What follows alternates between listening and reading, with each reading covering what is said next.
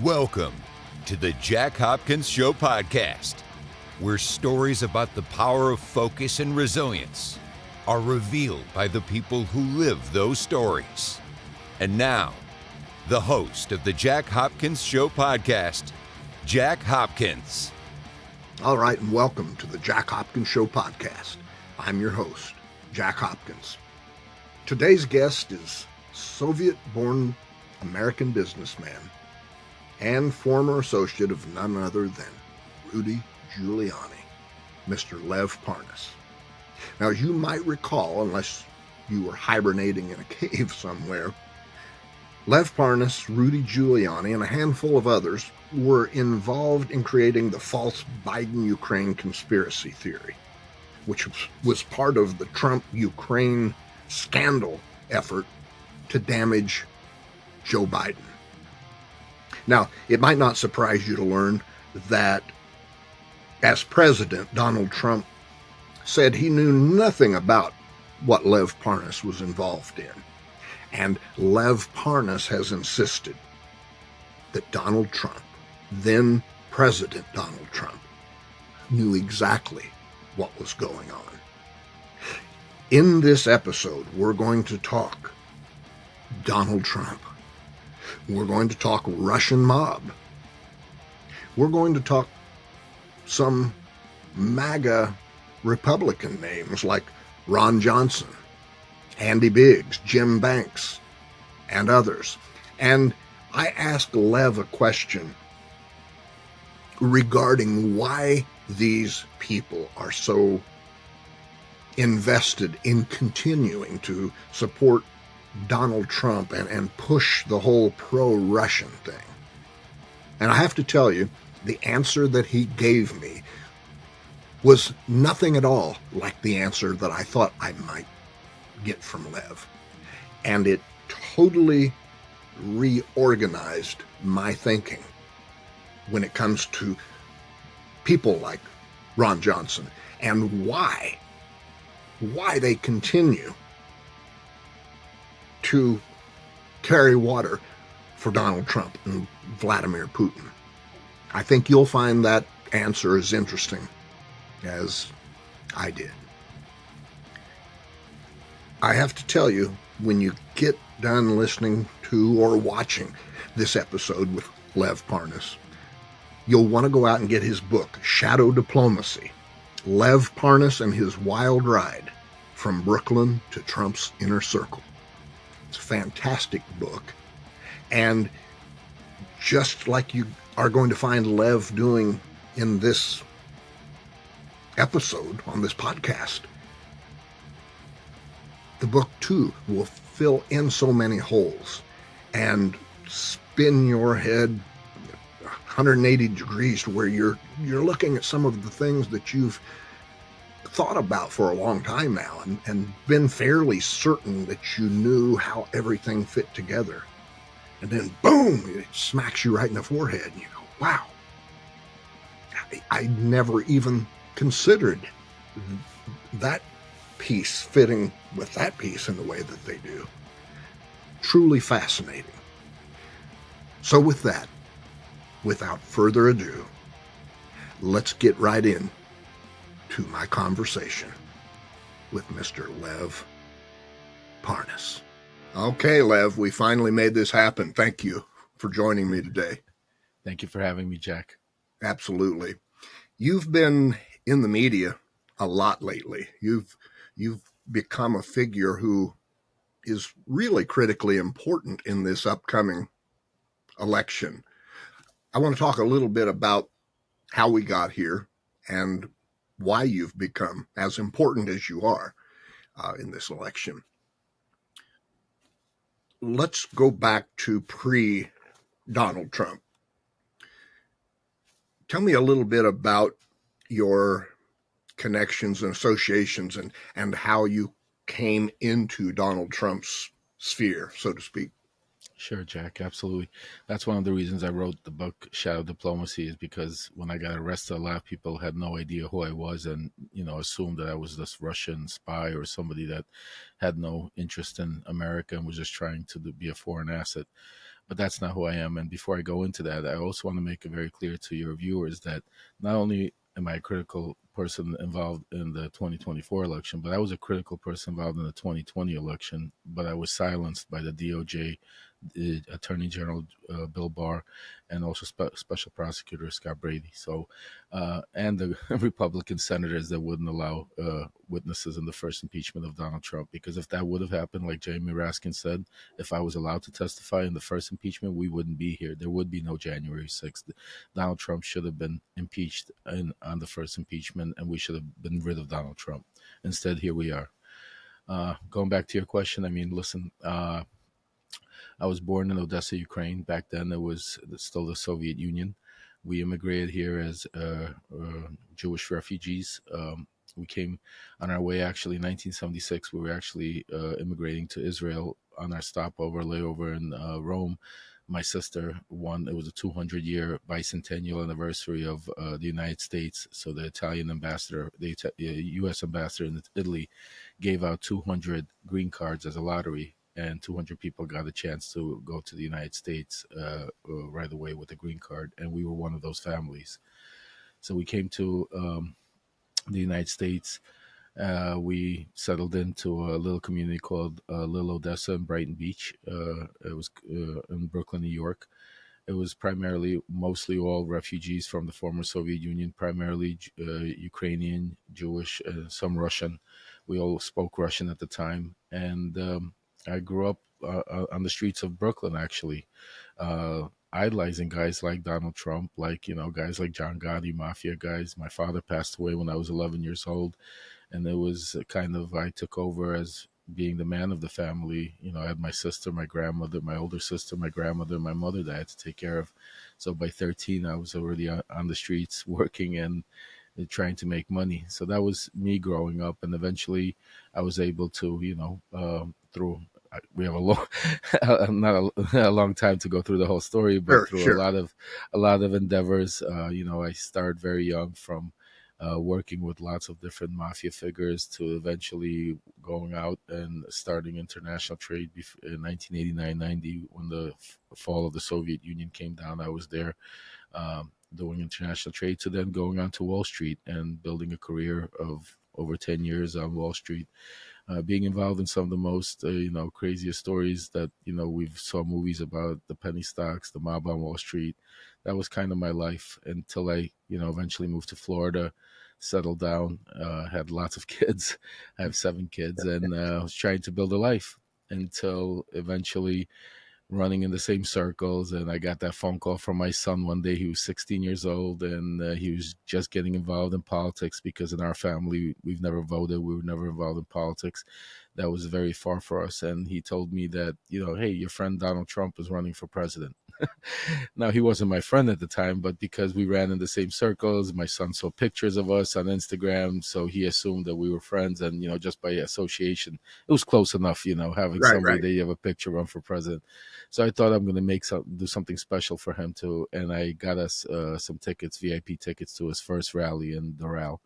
And we went there, and that was the first real interaction that I had with Donald Trump, where I was able to tell him about my story, where when I was 15, I was working for his father, Fred Trump.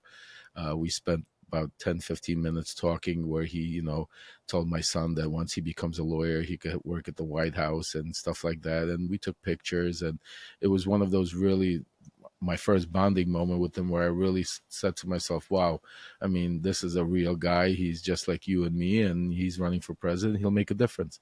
And that's when I really started getting involved and supporting, but mostly not money or anything. It was mostly being verbal in the community and, starting supporting Trump in that sense. And then one day in 2000, and it was 16 in October, right when that whole whole video came out, audio of him saying grab the female by Gentiles, and his ratings went down. I was approached by this billionaire, Robert Pereira. He was a Republican billionaire supporter, and he had this $130 million house in Boca Raton, and he wanted to host Trump for an event there and a dinner. And he asked me if I would participate? And I said, absolutely. That was, for me, not only was I excited to be around Trump again and be around that whole political aurora, but I also, from a business standpoint, at that time I was working in a big real estate deal, and I needed to be in the room with guys like Donald Trump and try to be able to make money. Right. So we threw that event for him. It was about 20 people. That was it. And that included husbands and wives. So you'd probably say about 8 couples. Trump arrived with Giuliani, Brian Ballard, and entourage of people. He was supposed to only stay for half an hour. But when we started having at dinner, when we had the round table, we started having our conversations. Me and Trump just hit it off like two guys on the street and started, because he was all depressed at the time, talking about how he could be playing golf instead of doing this, and all the attacks he's getting, and all that, the same rhetoric he would always say. But at that time it was so genuine, and we believed into it, and kind of me and him took over the conversation. So instead of staying for 20 minutes, he ended up there for like 45 to an hour and spent most of the time talking to me. As he was leaving, he told his staff to tell me that he invited me basically to be part of, for the next month. I was at every rally, at front row seats at the Hillary debate in Las Vegas, and then finally at the Hilton when he won. So that was my journey into Trump world, from basically a kid in Brooklyn to eventually being, very close and one of the top donors and the president of the United States. Right. That was before Ukraine or anything hit. This is a question I've not seen you be asked before. How important or useful, I guess is a better way of saying this, how useful was a background and experience and an understanding of the mafia and the underworld when you enter into the world of Donald Trump and you are going to be working with or for him? Oh, extremely important, because a lot of people, make jokes about it, laugh about it. They, laugh at Michael Cohen when he comes out and tries to say the same thing. But you have to understand, Donald Trump grew up, first of all, in an authoritarian family with his father, Fred Trump. And then he started going out into the business world in New York City in the 70s, 80s, and 90s. That era was mob controlled. It's all public information. This is nothing. I'm not opening some kind of secret here. Sure. These people controlled everything that had to do with unions, when it had to do with windows, to, cement, aluminum, you name it. You couldn't build a building in New York City without dealing with the mob. And, Donald Trump dealt with the mob not only in New York City, but in New Jersey and other places in the country, because most of his businesses had to do with entertainment, had to do with hospitality, and had to do with casinos, all of those that entailed the mob. So Donald Trump grew up with these people and understood and moralized them, because he always wants to be. That's why he has the same affinity right now, moralization, for guys like Putin and Xi and, Kim Jong-un, because he respects power. He wants to be, you hear him talk, he wants to be the guy with the final say. He doesn't want to be, if he says he wants tanks rolling down Washington Right. Avenue, he wants Pennsylvania Avenue, he wants tanks rolling down. He doesn't want nobody, he doesn't need Congress or anybody to come in there and say, no, you can't do that. And that's the type of mob mentality. And that's where you also learn to the way you speak. Trump doesn't speak to you.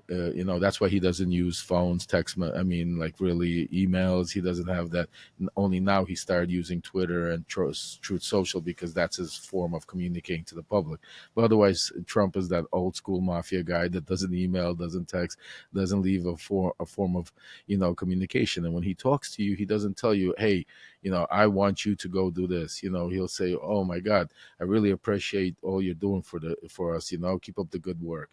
Similar to a guy walking into a restaurant and saying, hey, you have a wonderful restaurant here. It would be a shame if it burned down tomorrow. Right. What I'm saying to you? These are the same antidote conversations. And that's what Trump is about. And that's why he ran the White House like a mob boss, not as a president. So yes, you had to have that's why people, if you take a look at all the people around him that are actually people that he worked with, he trusted, he sent on these missions, like myself, like Michael, like Cohen, we all had that mob background. Michael Cohen had that mob background from his, uncle Morty Davis, and growing up, and also in New York and Brooklyn, and just like myself. So these are the type of people that he could relate to and speak to, and that's why he chose to deal with them instead of dealing with actual professional in his administration. I don't know that this is so much a question as it is a statement, and then whether you can answer it yes, no, or just tell me how far off track I may or may not be. I have seen it be suggested before in articles and on certain videos that the timing at which Giuliani started clearing out the Italian mafia might have been for the purpose of maybe making some room for the Russian mob to settle in. Am I clear off base when I read that and think, there might be something to that? No, I don't think that Giuliani had a role with the Russian mafia to clear out the Italian. I think, certain things in life and history happen by, even though I don't believe in coincidence, but coincidences happen to form history in the way that it does. I think it was a time where when Giuliani came in, it was an interesting time where the Italian mob was at a peak where you had, the hierarchy and the media, and he went after them. I think the Russian mob, not I think, I know because I was around that, but they used that Right.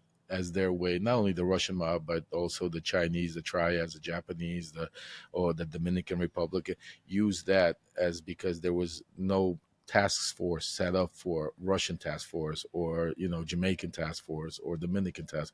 It was primarily Italian task force. You had all kinds of, or family organized different family task force, until it took him some time, until I think, and I write in my book, I think one of the first times when the Russian mob hit the radar was in the 80s during the tax gas scam, when they took stole the tax off the gas, and they partnered up with the Italians. And one of the biggest guys involved in that, and he's vocal about that, is Michael Francesi. Yes. He has a podcast and talks about it. And me and Michael ran in the same circles and dealt with the same people. I was just very young at the time for my age. When Michael was running, I was around 14, 15, 16 years old. But because people like my uncle and others in the industry were in that business, I was a runner. I did all kinds of odds and ends. So that's how I know all these people, know everything that happened. But that was, I think, when the Russian mafia hit, because it was billions of dollars in the 80s of, it was a really big hit. And I think that's when the task force started and all of that. So if you are someone like Vladimir Putin, how long before anything that is on the map that we are examining now would Putin have been identifying Donald Trump as, this is a guy we are going to groom. This is a guy that will serve us in the future. How does that work, and at what point does that begin? Well, it's interesting. I mean, I think there's different tactics for different individuals that they try to, when you say groom, there's people like Donald Trump don't need grooming. They are, useful idiots. These are people that, even Putin and people in other countries like Kim Jong-un and others are, scratch their head and say, I can't believe he does what he does. It plays right into their hand, because they don't have no love lost for him. They don't trust him. They understand he's, at the end of the day, he's still American. He's still anti whatever they believe in, even though he plays this rhetoric. So it's not like they have the love, but he plays off of it and puts them in these positions where they have to react back. And that's a mob boss mentality. That's the way, mob bosses, to come in the room and look like the big guy, to be the one that sits at the top of the table. Even just watch when Trump used to walk in and want to be in the front, even pushing people aside, right. Other, presidents and dignitaries, just to be in the front. It's that mentality. Yeah. So, I think, when it comes to Trump and that world, I think it's and I apologize, I just lost track of what was your question? Is it fair to say then that he was selected simply right? Yeah, because he didn't have to be groomed? Well, he didn't have to be, exactly. I mean, he selected himself, because Okay. he, yeah, so he wants to be, friendly with Putin. He needs to be friendly because he understands. He's not stupid. Trump understands that if he goes out and tries to win fair and square, he could never win this election. The only way he has a chance of winning this election is if he has Russia and Putin interfere in the election. So that's why he makes. Just think about it. Why would Donald Trump, in the middle of a day that has no news coming out, come out and all of a sudden make news and say, I'm going to get rid of NATO, and if NATO doesn't like it, do what they're supposed to, I'm going to tell Putin, do whatever you want. I mean, Right. just think about it. People laugh at him and think that it's, oh, he's crazy, oh, he just rhetoric, oh, he just come out, oh, he's right. No, this is a specific tactic. These are messages that he's giving Vladimir Putin. This is how he can't call him up and talk to him. There's too much, spotlight if anybody tried. So this is a message that to give. Yeah, hey, I'm there. Do whatever you want. Just get me into the seat. And That that's was why a question even yeah. I Go had, ahead. Lev, with the scrutiny that's been on Trump for so many years now, since he ran and possibly even before. Is it almost impossible that there are legitimate back channels now between Putin and Trump, and that they really have no choice other than communicating cryptically publicly? No, of course they have back channels. I mean, look, he does it right in front of your face. He's getting the old gang back together. Paul Manafort's coming into the mix. Why would Paul Manafort come? I mean, he has direct contacts. We don't have to assume or think. We know directly he was paid, by who he was paid, and who his close contacts were, directly up to Putin. So, if he comes into Trump's fold, what do you think? There's no connections there.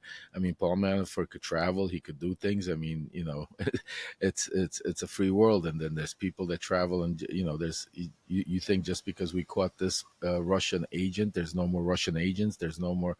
I mean, there's Right. you have to realize, I mean, there's big campaigns going on, and that's just one example of Trump. Why Trump would bring Manafort back is to be able to have that backdoor channel, of communication. And there's others, that are around Trump, especially in the past, I'd say 4 years after, especially after 2020, that have jumped on it because everybody with any common sense that at that point already after January 6th already said that's it and jumped off. But that's when all the, you know, um, the good jumped off and all the bad jumped on. So everybody that's around him or everybody that would deal with him is somebody that has some kind of a corrupt or bad intention, because nobody with a good intention would want to deal with them because of knowing who Donald Trump is. So you have to understand. It's like saying, like, if you were a good businessman and you had a good business, would you go and borrow money from the mob? No, you'd go to Well, the bank and borrow money. Correct. right. But if you were a shady guy and had, you were running drugs or you were doing something illegal, you can't go to the bank. You'd go to the mob. So same thing here. So if you're a country or you're doing something, you're shady, or you want to get some sort of influence, you're going to go to Donald Trump. You know what I'm saying to you? If you're, Sure. so that's the world we're in. So you have to realize that. I mean, these are the type of people that are around him. These are the type of people that are going to approach him and are approaching him and dealing with him. So absolutely, we're going to have lots of craziness and influence from all over the world. Do you get a pardon from Donald Trump unless he needs you?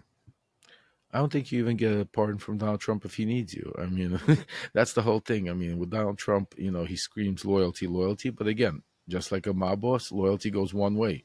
You know what I'm saying to you? You don't see a mob boss coming out and throwing himself on the sword for his soldiers. Sure. Never. The soldier has to die, go to jail for life, whatever the case, to secure the mob boss for their thing to go on. Same thing here. You never see Donald Trump. I mean, we already have a record of 8 years, and I'm one of these people that, I mean, listen, Donald Trump till this day says he doesn't know me. I mean, maybe it's dementia, maybe it's like, he's completely lying to the public. But I mean, the whole world understands that me and Donald Trump had a relationship, and he still says he doesn't know me. So this is the type of individual you're dealing with.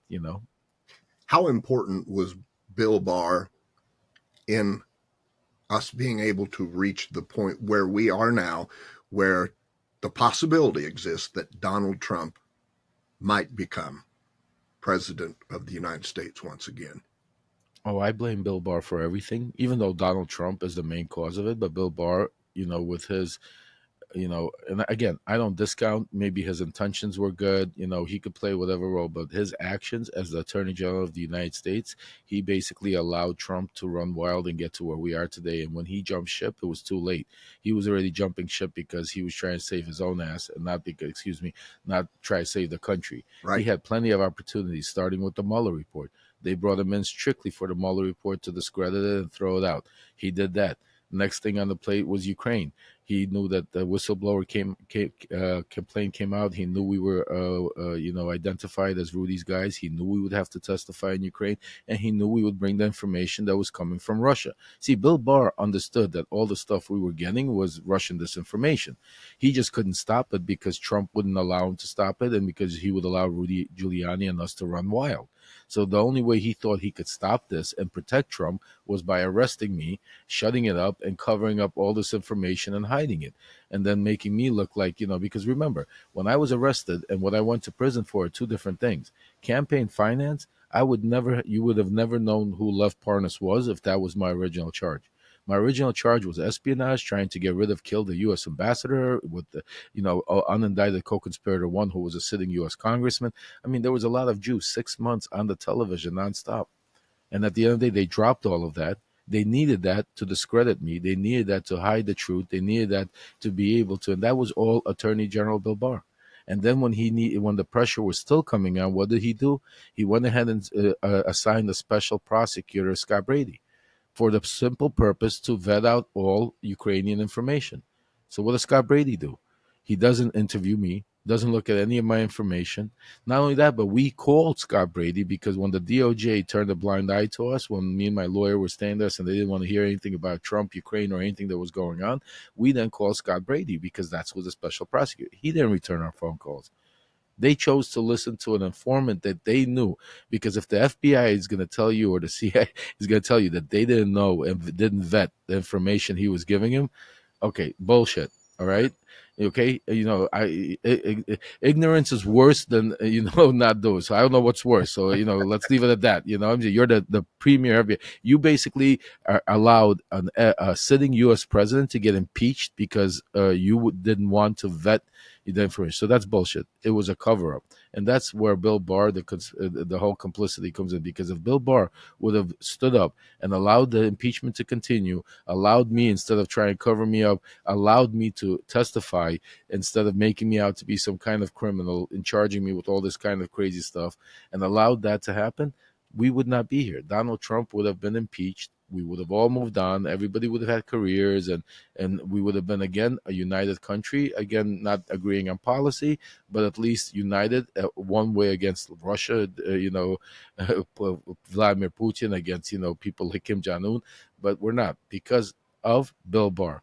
He allowed that, and then the senators, the Republican congressmen and senators ran with it, and they enabled him, and just like they're enabling him today. Because it's not what Donald Trump said, Jack. That's the whole thing. Because majority of people don't believe the person it's coming from. But when you all of a sudden have Donald Trump saying something, and then you got 4 or 5 U.S. sitting congressmen and women, and another several senators, and then you have people on Fox television all spewing the same propaganda, come on. What normal person that would listen to that, wouldn't say, okay, there has to be some truth in it. I mean, they all can't be lying. I mean, these are all respectable, this is people that were taught to respect and learn. This is people that make our laws and rules. These are people that control our lives. So you're not going to listen. I mean, they're all lying. So, and that's where the problem comes in. So how important then, and I think we know the answer to this, but just so we can elaborate on it, how important have people like Ron Johnson, Lindsey Graham, Pete Sessions, Jim Banks, the list goes on and on, Andy Biggs, how important have they been for the big lie?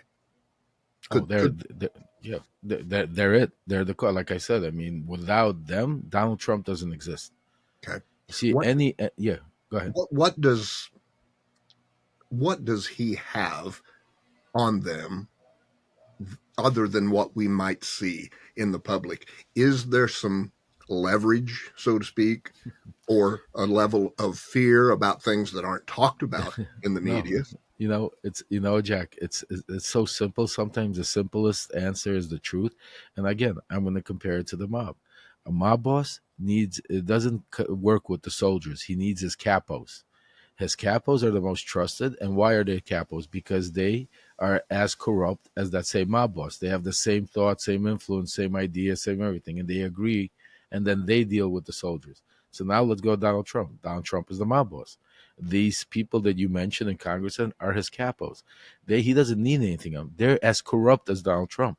They're using That's such, Donald Trump. They're using Donald Trump for their own benefit. He's that's such perfect a for them. critical Yeah, piece. because without Donald Trump, they don't get. Do you ever see Marjorie Greene as a congresswoman and without Donald Trump being in office? Ever?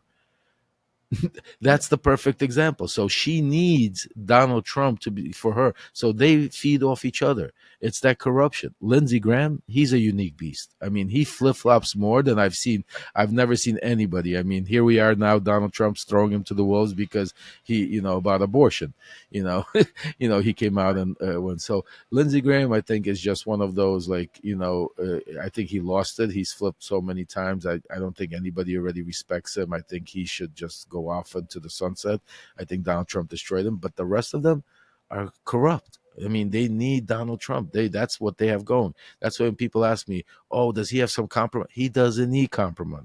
Putin doesn't need compromise on Donald Trump. Why? Because Donald Trump believes in what Putin believes. They have the same thing in motion. Same thing with the congressman. Go ahead. I'm sorry.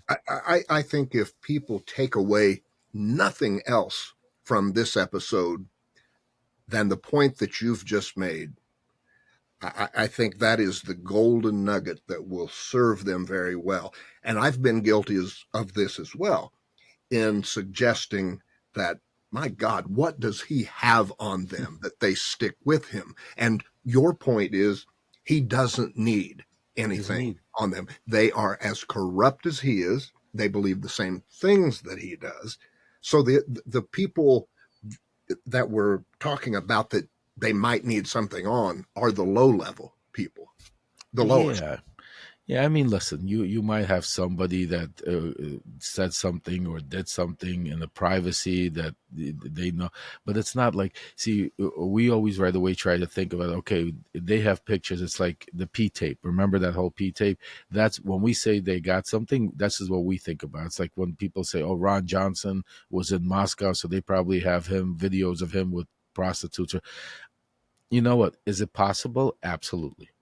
But in more realistic, see, that what I'm trying to do is for people to understand the more realistic part of it and not go down rabbit holes. The more realistic part is why people get involved in a conspiracy, why people get involved in a crime, is because they are, first of all, as corrupt as each other, need each other, and use each other. And that's why typically they usually turn on each other.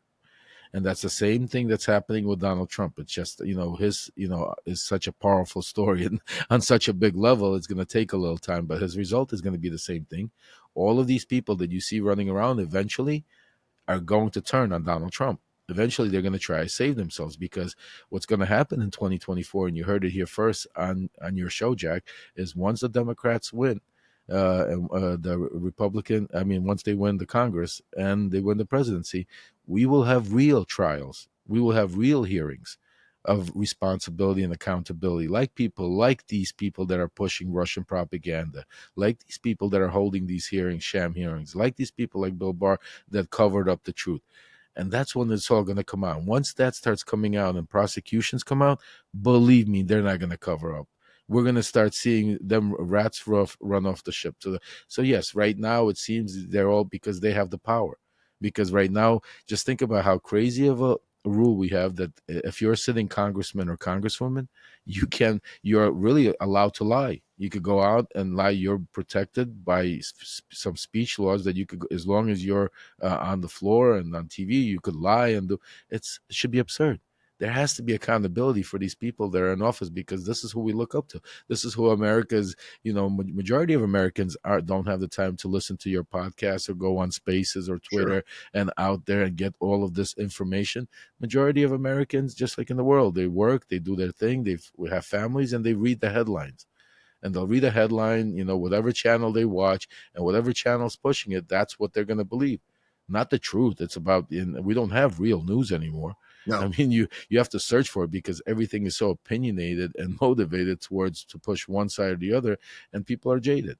So that's why people like Donald Trump, this is when it's the most dangerous time, as is when you got, somebody like Donald Trump that could come in and stir up all of this diversiveness and divisiveness and try, to try to get ahead. But How yeah, but I much of think there will be accountability. how much of what goes on in terms of the directions that Donald Trump is going in at any given time, how much of that is influenced and or determined by Putin? And how much free reign does Donald Trump have? Well, again, it's not so much as determined by Putin.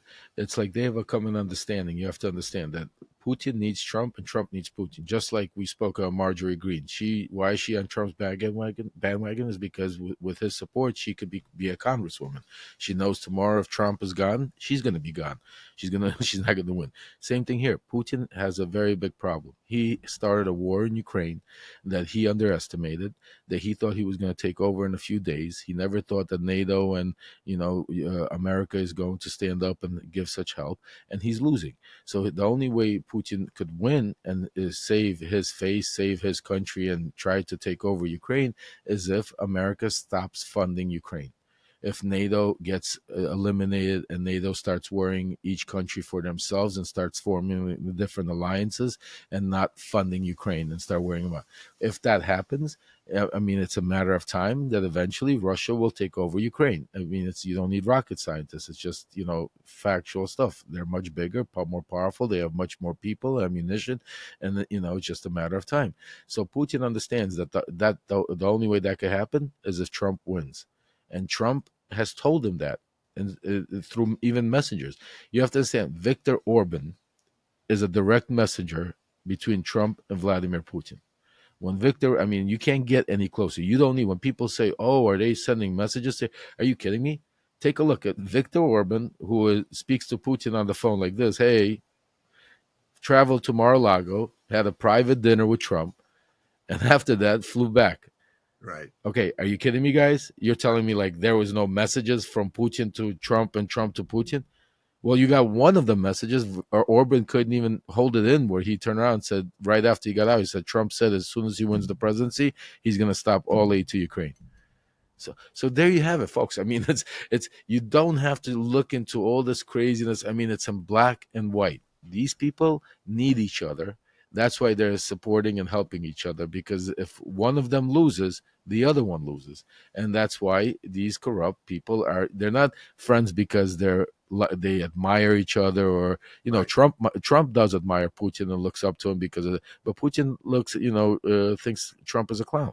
Right. So it's not like there's a friendship, and that's why it's such a dangerous time right now, because their alliances are forming. But people need to start listening to what Trump is saying and doing, and not give. If I may just, sure. I did an interview. I did several interviews on Ukrainian TV, and a lot of some of the Ukrainian channels are pro-Trump. And I was astonished. Like, they were trying to tell me, and I just asked him. I said, like, what and why in the world would you be pro-Trump? Like, he's telling you that if he wins, you're gone. You will not have a country anymore. You will have, and they are so so scared to believe that thought, that they start telling me, they're like, it can't be that. He's saying that just for ratings or something like that. But once he wins, he's going to help Ukraine, and I start breaking it down to them and saying, give me one reason why he would do that. Give me one benefit it would serve Trump. Give me one. I mean, he has stopped funding to Ukraine right now. This is the second time he did. The first time he did when he sent me there with the message, and then he stopped congressional aid, which he got impeached for the first time, over 400 million. And this is the second time where, he just in the middle told, because he decided that he doesn't, it's better for Russia and better for him, he's going to stop all aid right now to Ukraine, which they haven't gotten. So he's doing it. And that's what I'm saying to you. Listen to what he's doing. He's not, if anything, when he gets in, if he were ever to get, God forbid, into office, he would only be worse, not better. There's no he has no benefit of being better. It's going to be scorched earth, revenge campaign, dictatorship, and trying to turn this country into America first. But look, what I hate comparing somebody to like Hitler, but what did Hitler try to do? He tried to do a clean, pure German race, the cleanest and the purest. If you take away Germany, put in America at the time, what is Trump and his mega rhetoric saying? Right. We need a pure, clean America. We don't need no immigrants. We don't need any, blacks, white, Jews. We need the pure blooded Christian America, and that's the same, rhetoric. Start calling people vermin. Start calling. It's all there. Just gotta watch and listen. And open your eyes and you'll see it. It's not that big. We I think he's a that's a monster. critical point that you just made, Lev. Here's Ukraine being pummeled by Russia, and you found there were Ukrainians in Ukraine who were semi-defending Donald Trump. Do you think part of the magic of that for him is that he tells the truth in such a bombastic, exaggerated manner that people think, well, he can't be serious, while he's telling you the exact truth in the moment? Is that part of how that? No, that's the crazy part. When he tells the truth, people don't believe him, and when he Right. lies, people believe the lies because Right. the lies are easier to believe. Yes. So when he and these people in Ukraine that are supporting Trump, not that they like Trump, is because they're scared because they right now feel that the Biden administration might have done more. Maybe they could have done more. They could have gone F-16s quicker. They could have helped, so they have that effect. And then you have Trump coming out and sometimes spewing this rhetoric, well, if I was president, I'll stop this war in 24 hours. So they take it with the effect like, he's a strong man. We need a strong man to fight a strong man. And, maybe Biden's not the guy to fight Putin. But what they're not realizing that he's not there to fight Putin. They're the same. They're in the same team. They need each other. So I think most people, and I've been guilty of this myself, I think most people think of, here's Putin, here's Trump, and Putin's this puppet master. But what you're telling me is it's a very synergistic relationship. Yep. And that creates a very different working environment than the puppet master. So puppet master, he has to give him orders. He has to tell him what he needs done. There's none of that going on, because also you have to understand Trump does have that chip on his shoulder where, like, I'm the boss. So they don't have, there's none of that relationship going on where they're telling each other what to do. It's to make it easier for the common folk. It's like, listen, I want to go rob a bank and you want to go rob this bank. I could pick locks. You could pick the safe. We need each other. Let's go do it. Right. Simple as that. Putin right now needs Ukraine. Trump doesn't give a shit about Ukraine. Right. If Trump needs to win America. Putin wants Trump to win America because what does it give him? It gives him Ukraine, but what it gives him more than anything, it gives him divisiveness between Americans and between the Democrats and Republicans, to a point where we're almost at civil war ourselves. And that only benefits every tyrant out there that's trying to because during that type of mayhem is when real problems start happening, because that's when you don't have the unite. Because like I said, we could as Americans disagree on policy. We could disagree our taxes on gas, but we always agreed that it's us against the tyrants, we're the good against the bad. And now you have people talking about, like, why do we need, our military all over the world? Are you kidding me? Just think about what would happen if you decide to take the police off the street. Right. What would happen? That's what you want to do. The reason why you're able to try, the reason why everybody has this free speech, the reason why we're sitting here saying, where you're able to say, get rid of, like, you do whatever you, is because we're the military all over the world. It's because we're out there. That's why countries like Russia, China, Iran, they don't just go out there and take over or do what they want to, because they know there's repercussions and accountability, because the United States is the most powerful nation, the most powerful army in the world, and we're out there on the side of good against evil. So now Trump and his mega guys want to just come in and take that away and say, America first. Let's build a wall around America. Let's forget trade with China, trade with the, Eastern Europe. Let's forget that. We have everything we need inside. Let's start making only American cars. Forget. Are you kidding me? Let's go back 100 years. Let's go back 100 years and let's live like we did. Let's go back to slavery. Let's go get rid of it. I mean, that's what, if you really listen to what they're asking, is they want to go back to the, Yes, instead of going forward, they want to go backwards. They want to do away with women's rights, I mean, just think about all of these things. Like I mean, Roe versus Wade. I mean, nobody, if you would have told, we would have spoke about this 5, 6, 7, 8 years ago, we would have said never. I right. mean, abortion, we're at a point in our country where the whole world, forget about America, the whole world agrees that abortion, the woman should have the right to, we might disagree, terms, but, she should have the right. And here we are now, where we don't, where it's the United States, it doesn't have that, freedom anymore, where you're, depending on the state you live, you might go to jail if you by accident get pregnant. And like in Florida, 6 weeks, I mean, majority of women don't know in 6 weeks. They don't know, it takes sometimes second, third month until they even realize that they're pregnant. And now you have the six. So it's becoming, what happened to the free United States of America?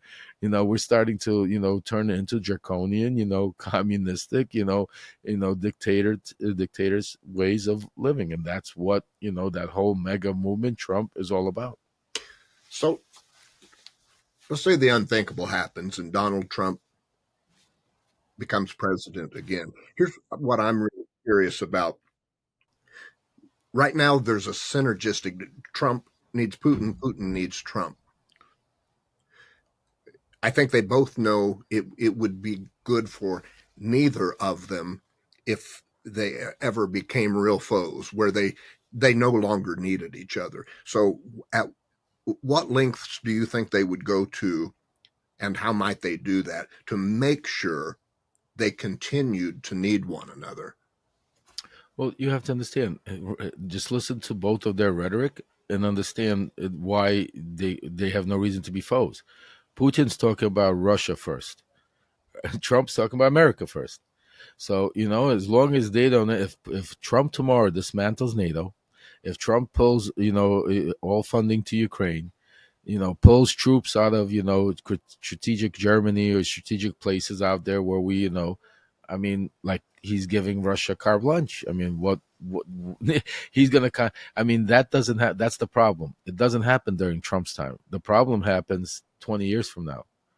Once, Putin is gone, there's some other leadership. Once the Russia is now so powerful that America is not the most powerful, the leader, where America might be the powerful America inside our gates, but now we don't control. Now we don't all know the territory. We don't have our people everywhere. Now China, I mean, just think about pulling our troops all over the world. I mean, just think about how China is expanding every day. Forget about Russia. I mean, we talk about Russia, China, you got Iran, you got North Korea that every day is trying to shoot up a missile in the air. Right. You have Taiwan sitting there just like, chump meat, looking at any day we might wake up with breaking news, So you got all of these, and then you got the Middle East that's happening. So you got all of this turmoil. If Trump wins, I mean, what's going to happen is what's going to happen is the international side of the world, we're not going to see news about that, because we're going to have news 3-4 times changing a day of what's happening in the United States. He's going to go after dismantling the Constitution.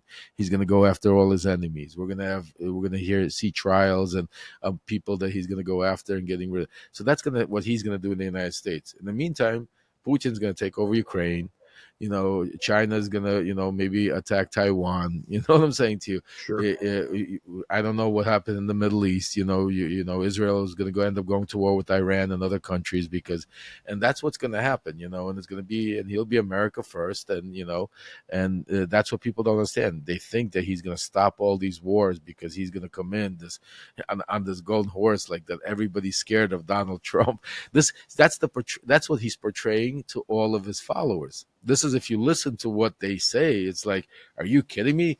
Donald Trump compared to Putin, compared to Xi, like they make him out to be some kind of superhero, like he has some kind of superhero, when they don't realize that these guys have been doing this their whole life. They've been groomed from childhood. Now Trump has been running around trying to how to get a peek under a woman's skirt illegally. You know what I'm saying Right. to you? And how to cheat on his taxes, and how to go kick the ball and cheat in golf. Like, I mean, this is what he was groomed for. While these people were groomed, I mean, from childhood to where they are, and they've been in. Just think about it. Putin's been there for what, 25 years. I don't know how long she's been there. What, 20 years, 15 years? I don't know how long he's been there. You got, what's his name? Kim Jong Un, another, what, 15, 20, and then his father. I mean, you got Sure. people there, and then you got Trump that is nowhere. I mean, the guy's never been outside the United States. This is a guy that's not even been allowed to go to Davos, never got an invitation. So, you know what I'm saying to you? It's not like he's some kind of world renowned, and then you got all these followers, and they look at him, and I say to them, I said, have you ever met Donald Trump? Have you had a conversation with him? Forget about the rhetoric that you hear, and then you pretend that, because he pounds his chest and he stands there strong and the camera looks good and makeup is good and everything is good, and you think that's Superman. I mean, but have you ever sat down with him and really, had a conversation? I mean, the guy had no idea where Ukraine was. I had to explain. He had no idea that they even had oil or gas. Like, he was all astonished when we had our conversation. This is the president of the United States. So, no, you know, I don't want to think about it, Jack, because I don't believe that America is that blind that we would allow two-time impeached, four-time indicted, over 88 counts, federal indictments, a sexual predator to be, represent us. I don't care how much you want your taxes. Forget about you want, how much you think. See, that's the other thing. This is the other illusion. People think Donald Trump's going to come in there and all of a sudden taxes are going to be lower, eggs are going to be lower, gas, everything's going to be great. How is that going to happen? I don't get. Donald Trump can't negotiate with his own Republicans, let alone Democrats. So to get anything passed, you would need to have some kind of negotiation going on between the Senate, the Congress, and the office of the presidency.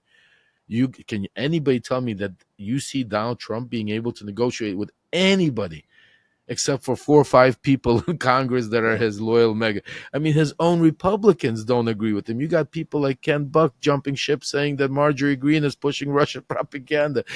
I mean, this is insane. Right. They're trying to take out now again the majority leader. I mean, this is what's going on. So I mean, how are you? Can you say they had the House? Tell me one thing they passed in 4 years that they've had at this. Nothing. This, and what I'm saying to you, not only did they not pass it, but now they got what they wanted. They got the attention on the border war, on the border crisis. Everybody's agreeing with them that there is a border crisis. We need to do something about it, and then they stop it because it might help Joe Biden. Now, just think about that. How are any of these people for the people? They're showing you that it's all about them. And, then you get some of these people, loyalists, that are just so hardcore cultists, are like, it doesn't matter. We're willing to suffer. It doesn't matter. Do whatever it takes. We just got to get Joe Biden out of there. I'm like, are you fucking crazy? Excuse me. Are you crazy? Like, what is wrong with you? Like, I'm saying to you. So, yeah, I don't believe that we're that messed up as a country that, yes, I believe that there's a loud voice in the mega world that Trump has amplified, and that the media amplifies. By trying not to amplify it, they do worse of a job and amplify it even more. You just think about it. Instead of keeping the media cycle, see, Donald Trump plays the media like a fiddle. He feeds them, like, when something important comes out and he wants the media cycle to change, he right away will come out, make a speech or something, and they run like little rabbits and right away do it. If they had any, just a little common sense and say, yeah, don't jump on every story. It's not about that. You learned. It's been 8 years. Stick to the facts. Stick to the major story. Run that story where Donald Trump stole or raped or did. Don't go on all of a sudden now because Donald Trump said, I'm going to get rid of NATO. What does that have to do with it? Like, people, so it's a combination, Jack. Everybody needs to do their part, but they have to stop Donald Trump, and just like Putin and all of them, they play people like a fiddle. They know the weak spots, and that's what they're good at. They're salesmen. What's Donald's kryptonite, and how does the Biden campaign most effectively use that in the lead up? Absolutely. And I tell them, and that's what I've been walking around talking to all the people behind the scenes, is unify your message. Do unto Donald as he does unto you. If you take a look at Donald, when he wants a message out there, he will pound it in your brain until everybody agrees, until even the Democrats the news media will start saying, okay, we'll give it to you, but let's move on, because they just want to move on. Right. Do the same thing. He's giving you enough. This election is not about policy. This election is not about which president is better. This election is about saving our democracy. This Yes. election is about not allowing a dictator to get into office. This election is about, so what the Democrats and everybody need to do is unite, not be against each other with 100 different messages, but unite just like they are and get that powerful voice out. And Donald Trump's given us enough, his own ammunition, the truth. Like, for instance, this trial, I can't wait to see how the media starts covering it and everything. Because you know what? It's like, I'll give you an example. You get a guy like Tony Barbalinski, right? He Yes. walks on Fox News. Before he gets on Fox News, they'll spend 5-10 minutes talking about it, like he's the most honest, the most know that, like, the guy is God himself. Now you take the flip side. You get a guy like me or Michael Cohen going on CNN or MSNBC. Before we go on, there's a 5-minute tirade talking about how we're criminals, how we're liars, how we have to be careful about how we listen to us, how they go through that. And then they go into, okay, now tell us what do you want to, are you kidding Yes. me? Like, do you understand what I'm saying to you? Are I you do. kidding me? How do you not sit there and say, maybe spend 30 seconds if you want to protect yourself for getting something out there, and then say, yeah, but these guys are heroes. They stood up in front of Congress. They did this, they did that, and they're getting the truth out. And here's the facts. Like, build this also up. So they don't. So it's not about me, but I'm just saying to you, they do it to Mike or anybody else that has come out of Trump's cult and is now talking the truth, or that had been punished for their deeds, but now has paid their debt to society and is out there telling the truth. So that's a big difference. You know what I'm saying to you? Those are the little things. It's all about getting the message. Sitting there and trying to go and talk about policies and talk about how the eggs are going to get cheaper, Biden's going to lose. You know what I'm saying to you? Because people, think when you talk about there's a problem, they want to change. And Yes. if you're going to admit that there's a problem, you're not going to be the one that's fixing it. Right. They're going to want to change because you couldn't do it. If you couldn't do it in 4 years, so you need to get off that. Because, like, I'll give you an example. We had the greatest job economy numbers since ever, and you didn't see the media go crazy No, about people. Like, not instead, at all. instead, you saw when people were like, "Is it too good to be true?" The media is talking about, like, but we don't feel it as people. So look at the message. So they're basically telling Trump's message, saying, like, whatever, the Biden administration numbers, they're bullshit because your eggs are still high, your gas is still high. So that's why they need to get off of that. This is not one of those old school elections. They have They to get. do. Because when I hear people say, okay, so here's the chart, the economy is supposedly good, but I don't feel that it's good, and I immediately think the reason you don't feel that it's good is because the media keeps telling you that it's not that good. If there Correct. was a message of consistency, you Well, would feel good. yeah, and not only that, Jack, but what the media doesn't tell the people is that, yes, the numbers came out today, but we're not going to feel that for maybe 2 years. Right. We don't feel. The reason why we're feeling all of these problems is not because of Biden, it's because of Trump. What Right. Biden and his administration did, we're going to start feeling the effects of that next year. It takes time for all of these policies, all of these things to go into effect. So people think just because there's an announcement, see, the media should do a better job. Say, yes, this means that for the next 2 years, you'll see this trend go up, instead of saying, wow, they came up and the eggs are still high. Well, of course. How did and the normal person doesn't relate that because it's not explained, and it's the media's job to. And that's where I think we have a lot of fault in the message. It's like the message is not proper enough, when it comes to the other side, because they don't play by their rules, because they're willing to cheat, lie, steal, do whatever it takes to get the message across. That's why they might have 20 million people, but they sound like they have 300 million people. Yes. You understand what I'm saying Yes. to you? I do. They have a minority, but they have a majority voice because Right. they stick to the message. And that's why if you see any one of the mega Trumpers, they put up a GoFundMe, they'll raise $100,000 just if they say my pinky hurts. Yes. My pinky hurts, and they'll jump in. One of us on the right side. When I say right, I don't mean Democrat. I mean anti-Trump. Sure. Goes on and says, you know what? I need to raise 50 grand to be able to go get the truth out to fight Trump and everything. Right.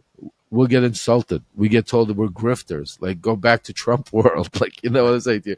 And we'll collect $3,000-4,000 if we're lucky. You know what I'm saying? So this is your whole. How do you fight when we don't have the same unity? And it's understandable because we're not under a cult.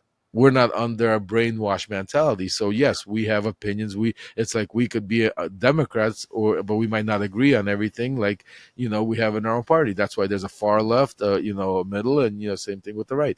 But when it comes to the right, they're so brainwashed and they have the blinders on to such a degree where they don't have that like one way or the other. If you're not on our side, you're a rhino. You're dead. You're dead. You're not. That's it. You're not.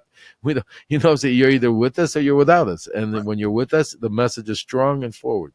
And that's why it's important. Like for your question, Jack, I think unite the message. You know what I'm saying? And the message should be is listen. If I was Joe Biden, you know what I would do? I would come out there and say, listen, don't vote for me, but vote against Donald Trump. I mean, Yes. it's not about it's. You might not like me, and I'm. It's this election is not about me. It's about not getting Donald Trump into office, and that's the vote you want. You want to get the vote anti. You want to get people that just won't vote because they'll say, you know what, I won't vote for Biden, but you know what, I'm not going to vote for Trump.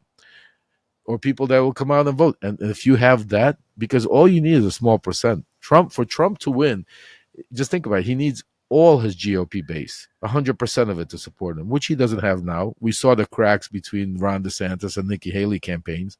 I mean, Nikki Haley's still getting, 13, 15%, and she's not even on the ballot anymore. So just think about it. So we understand that there is a crack that he doesn't have 100% of the GOP. We know he doesn't have 100% of the liberals or the independent vote. So you know what? I don't see his path of winning without election interference by the Russians, without some sort of shenanigans court in some of these Republican states where they're getting geared and ready for it. Trust me when I tell you. And I think if in a true election, I don't think he has a chance. Right. But with all of this stuff, and what scares me the most is AI. With this AI technology, Yes. that now they're able to, because once you see something in your brain, it's a lot easier to implant into the brain than to take it out. So Yes. once you see a picture or a video of something, and then even if they put it on TV and say, "Oh, that was a fake," still, that picture's, you know what I'm talking about. You still have that. You can't You can't. unsee it. It takes a long time. So that AI technology, all of a sudden we're going to start seeing, and I think Russia will use that big time, and I think also that we're going to see heavy attacks onto Ukraine come summertime. These are all going to be things to turn the world into chaos. We'll see terrorist attack. I think there'll be a lot of chaos to try to show that, because I think the only platform Trump has to run on is being the strong man that's going to come in there and save the world, save our country, even though it's nonsense. It's never, but it's like when you're doing a marketing campaign, a sales pitch. That's the marketing campaign they're running around Trump, where Joe Biden's the weak guy.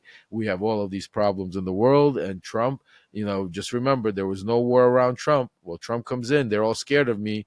We write love letters. When I come in there, 24 hours, the war ends in there. 24 hours, Palestine is gone completely. You know what I'm saying to you? Right. 24 hours. I mean, it's just his, and agree or disagree, but it's all scorched earth. So you might agree, and that's why I've also been watching a lot of these mega Republicans that have been turning on him in different ways because of his policies, like in Israel and Palestine, and then his policies in Ukraine and Russia compared to, and you're starting to see a lot of cracks where, and now he came out with the abortion, saying that now he finally took credit, saying that he got rid of Roe versus Wade. And I think that's going to be a huge thing, especially in Florida. I think Florida is now up for grabs after DeSantis, what he did, and now with the, abortion on the ballot. I think he's going to just bring out a huge, impact, vote. So, Do you think we'll continue to see more big donors pull away?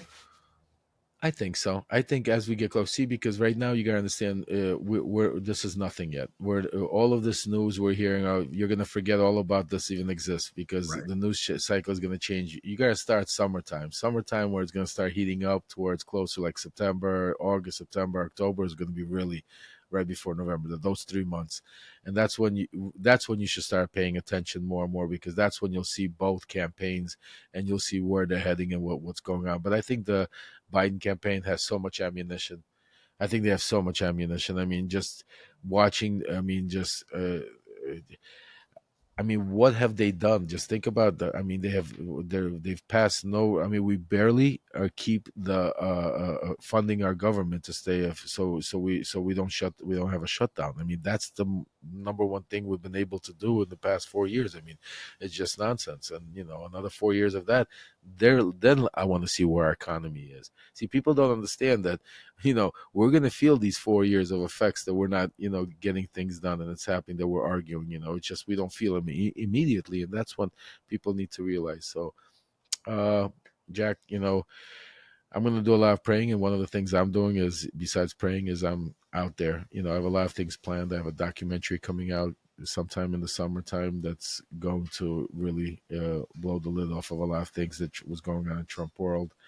I have a lot of things that I'm working with, a lot of organizations where I'm going to be around the country speaking truth to all of these and, confronting, just like I did in Congress. I'm going to continue confronting them. I'm not done.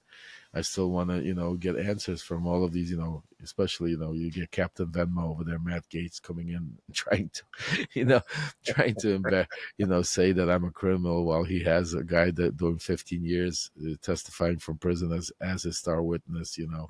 putting out videos. And then you got guys up there like James Comer that, and that's the crazy part. They have the truth. They know the truth. And there's this new thing that came out today, and I want to make sure your listeners and your viewers pay attention to this because that's going to be the new one, unless we headed it off.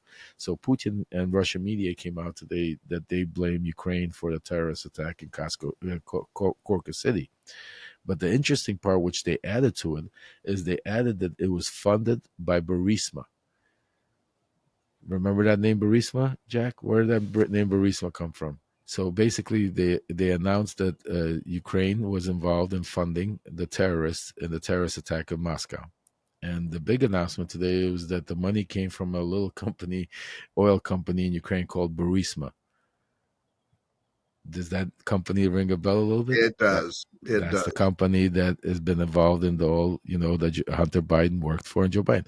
But the interesting part, what they don't say is, yes, the company is registered in Ukraine, but the owner of the company and all of the controlling people live in Russia. That's Mikhail Zlochevsky. He's a pro-Russian. He left Ukraine in 2014 and ran away so they don't tell you that. But the reason they bring Burisma is because they know what are the hot talking points in America to give these congressmen and Russian propagandists to start spinning now. So now the news, you'll see that all of a sudden Burisma is somehow linked to Joe and Hunter Biden to Ukraine to attack Russia for Joe wanting to keep pushing this war. You'll see it. Some people start already retweeting it. I'm just curious to see which congressman or congresswoman is going to be the first one to start pushing that propaganda, with Burisma. But, in the real world, if it was Burisma, I just want your viewers to know, there would be people arrested all over the place in Burisma because all the Right. they wouldn't come out and say this is who did it, and nobody. This is Russia. This is not. I mean, To your point, then the only reason this is going to be useful to Republicans is they know that the average viewer, listener, all it's going to take is for them to just hear the word Burisma, and they've Correct. already created the connections that Russia. It's you got the key talking points: Russia, Ukraine, Burisma, Joe Biden, Hunter Biden. Right away. Right away, if you start Googling or you start saying, automatically all of those points start coming up. Yes. They know how to do that. So now they put it out there, and what they're doing is by putting out these official videos from official, Russian, people saying it in authority. These statements now they're allowing congressmen and media outlets in the West, in the United States, and on social media to repost and start pushing it. So now when a regular person takes a look and says, "Oh my God, like that's Russian television, that's their head, minister of what's it called, saying what's it called," and now our congressmen are saying so. I'm sure our congress people have vetted that information and they know something we don't know. So Right. if they're saying it, there you go, and that's how. And it wouldn't surprise me that in the next week or two, this will be brought up in the House Oversight Committee by James Comer, somehow saying Right. that Joe Biden is involved in funding Ukrainian terrorists to attack Russia. So I mean, this is And somebody exactly a like perfect Comer example. relies completely upon the lack of follow-up by the listeners about what he puts out. The fact that they have no foundation for what he's telling them, and like you said, they trust that, hey, here's this guy, this congressman, he's surely vetted, checked out what he's telling us, and so it must be true. Yeah, and the whole thing is they don't Comer and them. They know the truth. They know this is Russian information. They know because they had all of it. I mean, these are people that sit there and have all this information from mine to everybody. So they know their objective is not to get to the truth. Remember how this all started. Donald Trump did not want an investigation. See, people make mistake. They think Donald Trump wanted an investigation into Joe Biden. No, Donald Trump wanted to announce an investigation. And then he told Zelensky, leave the rest up to me. Because Donald Trump doesn't trust, Rudy Giuliani don't trust Ukrainian officials to do a true investigation. They think they're all crooks. All they need was an announcement to bring it back here so then they could push the conspiracy theory. And same thing here. They don't need Comer is not looking to get to the bottom of Joe Biden. He knows. Listen, when you have bank records, it's black and white. Either there's a transfer there or there's not a transfer there. Running around saying we got 10,000 bank records and we got all this money going over, but show me just one. I don't need 10,000. Show me one line over there that says that money came from Ukraine or Russia into Joe Biden's account. That's it. You got him. Yes. Why? What? Where? But you don't have it. So that's why you keep running around saying, I got all these records. Yes, you have, just like they did with me. They would run around and say, oh, he got caught with 10 cell phones and all of these. Well, what they didn't tell you is that 6 of them didn't work. They were like 10 years old that they took from my house. The other 3 was my kids. The other one was my wife's. And yes, I had 2 cell phones. But that's not how they tell you. They paid out here 10. So the average person is looking, oh my God, what would he be doing with 10 cell phones? He has to be a criminal. Same thing here. They put out the news. It's just think about it. When I was sitting there in front of them, they had 8 hours of opportunity to grill me and use me and try to embarrass the Democrats by proving that I'm a liar. Think about a liar in anything. They could have tried to prove that I was a liar, not only on the Hunter Biden stuff. They could have been creative because I wrote a book a month before that. They could have read the book and tried to impeach my memory on what I wrote in there that I did in 1989. If they were smart, because even though it wouldn't have been relevant, but at least for the normal person, they would have at least said, oh, okay, well, if you could lie about that, you could lie. If you don't remember about that. But they couldn't do even that because they knew that the facts were so strong. Right. That they knew that they would be come against them, that they didn't even want to open up. They just wanted to ignore, deflect, and move on, because that's the strategy that Donald Trump has used with me from the same. Because I was so. When you say kryptonite, I'm Donald Trump's kryptonite. That's why I'm the only person that Donald Trump has never responded to in a tweet, never responded to it. The only response that his team ever tells any newspaper journalist is no comment. Show me one response from Donald Trump against Lev Parnas, even when I came out in Congress and called him a liar, called all of them. Did he, even on Truth Social, show me a tweet, show me a response? Yeah, you had the Matt Gaetzes, the Rudy Giuliani's running around, his minion. But Donald Trump not to respond ever in 4 years since my arrest, after everything I came out. Donald Trump responds to a 16-year-old girl or 85-year-old woman, but he doesn't respond to me, Jack. That's an interesting point. Until just now, I hadn't ever factored that in, and you are correct. I've not seen it. I've not heard it. Never. And people don't realize it. And what you're saying is we probably won't. Oh no, I would love to. I call out Donald Trump every day. They're scared to. When I show up on a Twitter space, they go off Twitter Spaces. Like I'm trying to show the people that there's a reason they won't face me. There's a reason why they won't talk to me. There's a reason why they won't give me the light of day, is because I'm coming with the facts. I was one of them, guys. I was one of them. I was the top nonchalant Trumper. I believe, drank the Kool-Aid. I thought Trump was nobody better, wanted him in there, and was willing to do anything for him. So that's why, when people out there and sit and try to insult me and say, well, why should we believe you? Or you know what? If you don't listen to guys like me, you will never know the truth. You will never know, because how is a regular person going to get inside a mafia boss's hangout, or Donald Trump's White House? How? So how are you going to know? Like, how, if I don't write the book, you're not going to know the story. If Michael Cohen doesn't write the book, yeah, we might have done something wrong. And, but that's why we live in the world, in the country where, you could change and you could do better. And that's what we hope to, because it's people like us that once we realize, is then when we can make a change, and when it's really relevant. This is not the time to not listen to us. This is not the time to, if you don't like that, I did something wrong 20 years ago and I went and I paid the price for it. God bless you. I'm not trying to, but don't discourage, don't listen to my facts or truth. Don't listen to, look at the tweets, the text messages, the email. That will validate everything that, we're saying. So, and that's where, sometimes the message gets lost. And if you take a look at it, the only thing, and I challenge and I welcome anybody to go Google, look up. I've never, in 4 years since the day of my arrest, I've done thousands of interviews from every top world agency, from the Times, the Post, CNN, MSNBC, everyone. There's never been an article, maybe in some very far right wing, that I don't know about, that's come out with actual facts to actually contradict anything that I've ever said when it pertained to Ukraine, Donald Trump, Rudy Giuliani, or any of the cohorts that were involved. None of them. The only response ever is that I'm a liar, but never what I'm lying about. Right. Never confronting me on the lie that I supposedly I'm lying about. Never debunking it, showing facts, or proving, bringing a witness, or whatever. Only that you're a liar, and that's it. You're convicted. But the crazy part is, everybody around them is a convicted liar. But that's okay. But because you're a convicted liar, that's not okay. We're gonna listen to our convicted liar, not your convicted liar. Why don't you not listen to either one? Just look at the facts. look at the facts.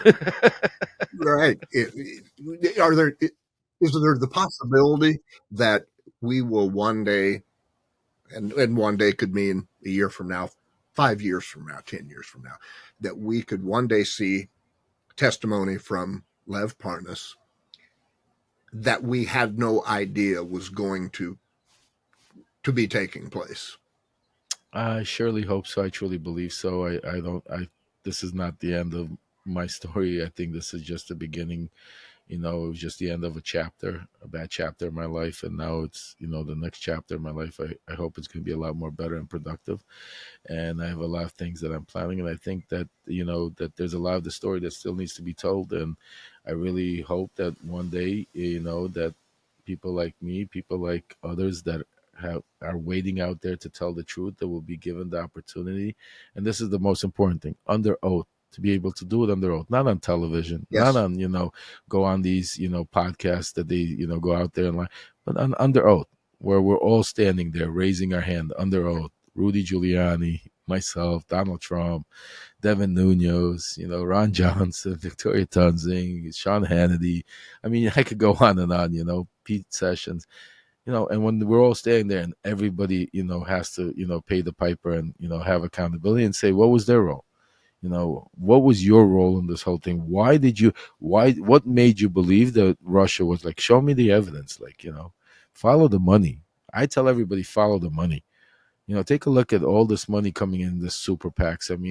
The way these super PACs are set up and the way the money gets funneled offshores, just follow the money and then take a look at, who's saying, spewing all of these Russian propaganda, and take a look at where this money's coming from.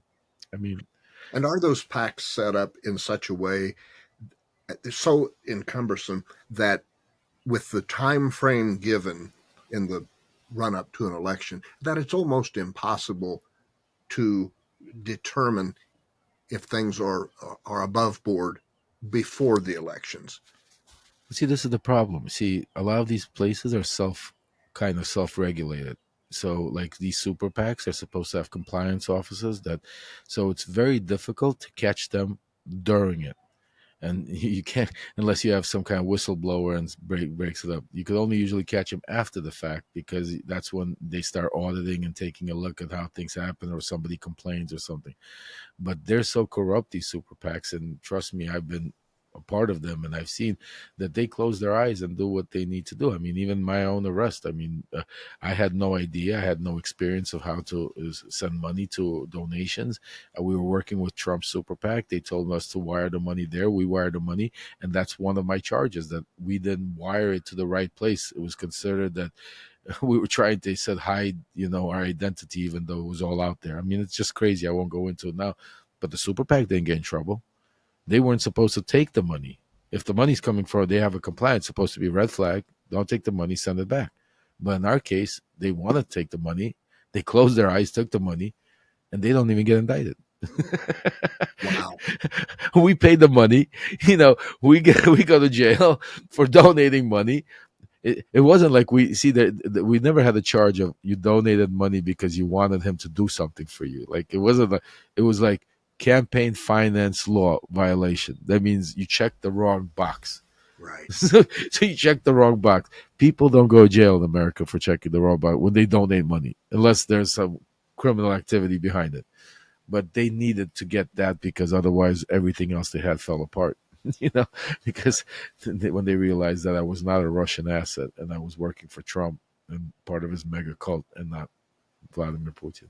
When you were arrested at Dulles Airport, is that something that you were expecting, given what was going on and how you knew Trump and Barr operated? Oh no, absolutely not. The crazy part is when I got arrested at first, as crazy as it seems, I thought it was because I had my vape pen, because while getting on the plane I was vaping cannabis while I was getting on, and then when the agents jumped out and arrested us, it's crazy. For that second I thought to myself, holy shit, this is going to be embarrassing. I just got arrested for smoking weed while going to pick up all of this stuff from Vienna. Right. But I mean, within 30 seconds, I realized this had nothing to do with a vape pen when they basically took the vape pen out of my mouth, out of my hand, and put it in my, or what's it called, and put the handcuffs on and told me, and I said, I saw, they literally shut down the airport. They shut down Dulles Airport while they transformed us across to the holding facility.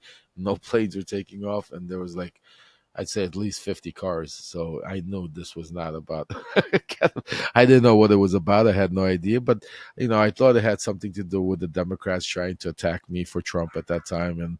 And, I was cocky and laughing at them saying, wait till Giuliani, Trump find out, I'll be out of here in a day or two. And, obviously we're here. That that never happened. And thank God, because, obviously, my story would have been a lot different. Because when you're in that cult mentality, it's like you're on drugs. You don't have control of your mind the same way you could sit here today and say, well, I wouldn't have done that, because your mind works differently under those circumstances, because your mind doesn't have that opportunity or chance to understand other things to compare to, because you're in such a echo chamber and isolated information that comes in, that your mind is so powerful that it starts to work negative. It starts promoting that your thoughts and making you believe that you're right, and that's that narcissism that starts building, and it turns into the opposite. Instead of allowing your mind to be free and learn all of this information and then being able to make a common sense, what made us different before is, we used to love CNN or Fox, but we watched everything. We would like to watch Fox a little bit if we were CNN watchers, to see what they were saying, compare it, because that's how the mind works. Because if you're only listening what you want to hear, you can't. But now you don't have that. Now you have sides that listen only one side or the other, and we're transforming into that us against them mentality, and it's no good. No good. We'll kind of wrap up with last couple of questions here. Have you been threatened? Oh, I've had lots of, I get lots of threats and insults, but One serious event happened where they actually texted me my home address, and my wife and kids were threatened, and I had to get the authorities involved. But since then, it's quieted down, and just primarily a lot of social media attacks. Right. What would you say to the potential juror, witness, judge, prosecutor who either is already receiving veiled threats from Donald Trump or who might be? If you had any advice for them, given your knowledge of Donald Trump, your firsthand knowledge of having worked in his circle, what would you say to them that might give them solace? The one thing I will tell you is do not back down to him, because backing down will only make it worse. He will not stop. He will attack even worse and make worse. The only way you stop Donald Trump is you stand up to Donald Trump. You stand strong, stay with the facts, stay with the truth, and use your authority.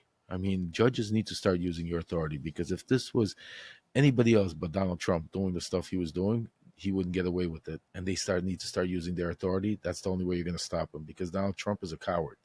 You slap him one time really hard. I'm not talking about $10,000 fine a day. I'm talking about putting him in jail for 24 hours. Right. At least threaten him with it. Yes. Give him a real threat. Tell him, if this happens one more time, I'm going to lock you up for 12 hours. Forget about 20. Start doing that. You watch how Donald Trump starts, acting differently. Yes, he won't stop. He'll work on different ways, but I promise you, it will change drastically. Donald Trump is a coward. He's no martyr. People say that Donald Trump's no martyr. He's the guy that will throw a 80-year-old woman in front of him, or a child, to save his own life, and his explanation will be because he needs to lead everybody else. Right. That dictatorship. Everybody needs to die on my behalf because I need to stay alive, because I'm the important one that could keep everybody going, save everybody, protect everybody, and that's the mentality. Right. And that's why he looks at all these people that are going to jail or end up getting in trouble or anything. As more, that's your job. To keep me going. So right. Yeah. Well, as a former street guy, I think you'll know what I'm talking about. Donald Trump strikes me, and you know this better than anybody, somebody that as a kid, as a young man, as a teenager, he's never been punched in the nose. Oh, no. Yeah, he's never been a fight. He's never had to try and recover from a full shot. And of course, now I'm speaking about that more metaphorically, as president and as a businessman. But he's never taken that shot like he needs to. No, you're 100% right. Even like in business, yes, he would get in trouble, but he would always get out of it. So he would never get punched in the nose where he felt the pain. I understand what you're saying. As a kid growing up, that's the difference. A lot of kids, talk about being, walk tough. Unless you got punched in the nose and you know what it feels like. Absolutely. It's totally different, and right. Yes, and I've been punched in the nose plenty of times. So I can tell you, I know exactly. I know how it feels like. And I can tell you, Donald Trump is not a guy that has had any street fights or any type of altercations. He's a guy that would weasel out of it and maneuver. And it's not that I'm, promoting street fights or, anger. But what I'm saying to you is Donald Trump has never really felt accountability. That's maybe the right way to put it. Even from childhood, even through all of that, Donald Trump has never, he's been the guy, I'll give you an example. I have 7 kids. So one of my sons, the 5-year-old, he's just one that no matter even that, we'll punish him. And then all of a sudden he has to get out of his punishment because the whole family's going on vacation and we can't suffer because of him. Or, or we're going to the movie. So he's just lucky to a point where, he doesn't get the accountability the other kids get for the same punishment. And Donald Trump was that type of where he would always slide through it, through bankruptcy, through lawyers, through money, shadiness, this and that. And he never felt accountability. And now he's feeling it a little bit. And believe me, Donald Trump is feeling it. I mean, his ass is on fire. He understands that he's fighting for his life, no matter what kind of front he comes up. But the reason why I think he's going to these levels is because you hit it on the spot. He's never felt accountability, and when you don't know what to expect. Right. So he thinks he's still going to get away with it. He still thinks that he's not going to go to prison. They're never going to do this. They're never going to do this. This is going. So in his sick mind, he can't do the right thing because he can't understand the consequences. Right. That's how sick it is. People, as sick as it is, we, are scared of consequences. That's why we don't break the law. Right. As honest as we are, but we all have that, like even jaywalking, like, oh, let me get there quicker. But Sure. if I know I'm going to get a ticket for $50, I'm going to go and walk the right way. So Trump doesn't have that fear of accountability. And that's why you see in a lot of billionaires, oligarchs, rich people, because they're used to celebrities. You see that tendency of they get away with with stuff that normal people don't get away with, from saying things to doing sexual things to doing financial things to doing political things, until they hit that brick wall and they face accountability. And then usually we all go back and say, why haven't that happened earlier in their lives? And then they all hit it, because it's just a matter of time. And I think Trump's going to hit it after 2024 elections. I think I think the world's going to come out and really show him that, it's going to be, as much as, people like Joe Biden or don't like, it's going to be anti-Trump. It's going to be a huge vote. It's not going to be, so this way, even it won't even be close. I agree. Then I think right after that, I think, he's going to have some major legal problems. I think once he loses 2024, a lot of all his unindicted conspirators, co-conspirators that are hoping to get pardons and are in his bandwagon are going to realize that the pardon is bye-bye, that he's not going to be able to help him, and they're going to start saving their own skin, and it's going to be a free-for-all. I mean, it's not going to be any different than any other mafia story or any. It's just a matter of time. Unfortunately, we want action today. But unfortunately, it takes time. And Trump is waiting. That's his last hurrah. This election. I always think of John Gotti. If you Google exactly. Gotti, Yeah, exactly. And in the end, he was a guy in a white T-shirt in a cell that got punched in the face. Yes. In the yard. Yes. Just like that. And that's going to happen to Trump. Yes. That's when he's going to get his first, when somebody's a regular guy in the yard is going to, because I think things were going to change. I don't think he's going to get to, people say, how can you go to prison and have presidential, Secret Service? Well, I think if you get convicted of, such severe crimes like he's charged with, I think you should lose. I think there will be, I think things will change in the Constitution, not the way Trump wants it, but I think, I think they will change that. If you are indicted, a convicted criminal that tried to insurrect the United States, that you do not get to have a pension, presidential pension. You Right. lose all these things, I believe that should be the case. Yes. And I think it will be. I mean, it just when normal people get back into power, into office, and and Trump is not going to be somebody of a threat to them anymore, or he's just more of a nuisance. Right. Believe me, everybody will destroy him. Yes. His own people will destroy him. That's Right. what I'm saying. There's look what happened to every single dictator out there, Hitler, all of them. At the end, they're by themselves. Saddam Hussein, all of them, their own people, their own family, everybody turns on them, everybody runs from them, because they're no good. That's a great point. Look at how many people fled to Argentina, for example, after Hitler's demise, and had to live out the rest of their lives in secrecy. Yeah. And still do to this day. I mean, from different countries, from Venezuela, the people that were associated with Maduro, that, how many people all over the world that, are scared, it's all over. Putin, same thing. And, you got the same thing with Chinese, with Xi. And so, yeah, I mean, Trump is, that's going to be his final story. That's what I believe. I believe that, this is why it's so important. Do I believe it's going to happen overnight? No, it's still going to take several years. I mean, they're not going to give up that easy. The mega base is going to scream that it was stolen. We might have riots. There might be, and things. It's going to take a while.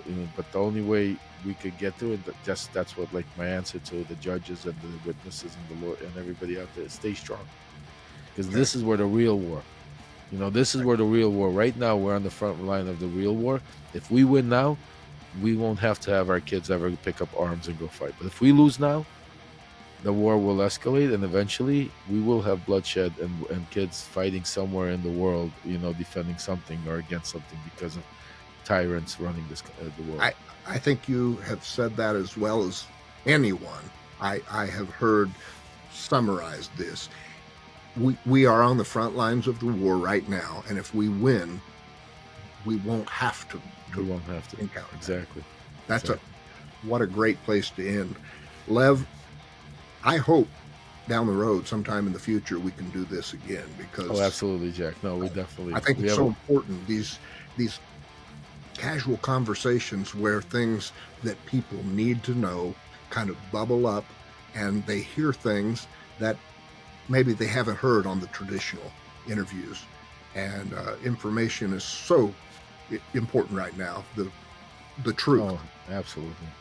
So absolutely. Yeah, we'll get together again. Thank you so much. Enjoy the rest of your beautiful day, and I'll talk to you soon. Thank you, Jack. Thank you for having me. Thanks, Lev. All I can say is, didn't I tell you? I mean, if you didn't gain something new from this episode of the Jack Hopkins Show podcast with guest Lev Parnas, I don't know what to tell you, because there were things that Lev told me in this episode that I hadn't heard him say to anyone before. I hadn't read it. I hadn't heard news anchors talking about it. He gave some really direct answers and cleared some things up in a very unambiguous way that leaves no room for doubt, at least in my mind. And I'm guessing, at least on some of the answers, that was the case for you as well. I have to tell you one more time, please go out and get, or jump online, Barnes & Noble, Amazon.com, and order Lev's book, Shadow Diplomacy, Lev Parnas and His Wild Ride from Brooklyn to Trump's Inner Circle. It's the perfect match for this episode that you just watched or listened to. Don't forget to check out my newsletter, which is jackhopkinsnow.com.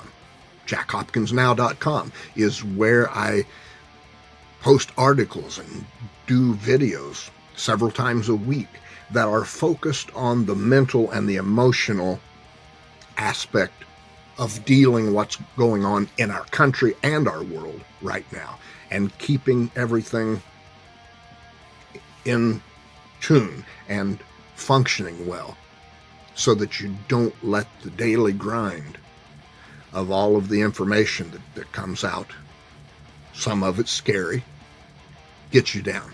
Again, that's jackhopkinsnow.com. I'd like to thank you for tuning into this episode of the Jack Hopkins Show podcast, just as I thank you for tuning in to all of the others prior to this one. And I hope you will look forward to tuning in to the next one as well. This is Jack Hopkins, signing off.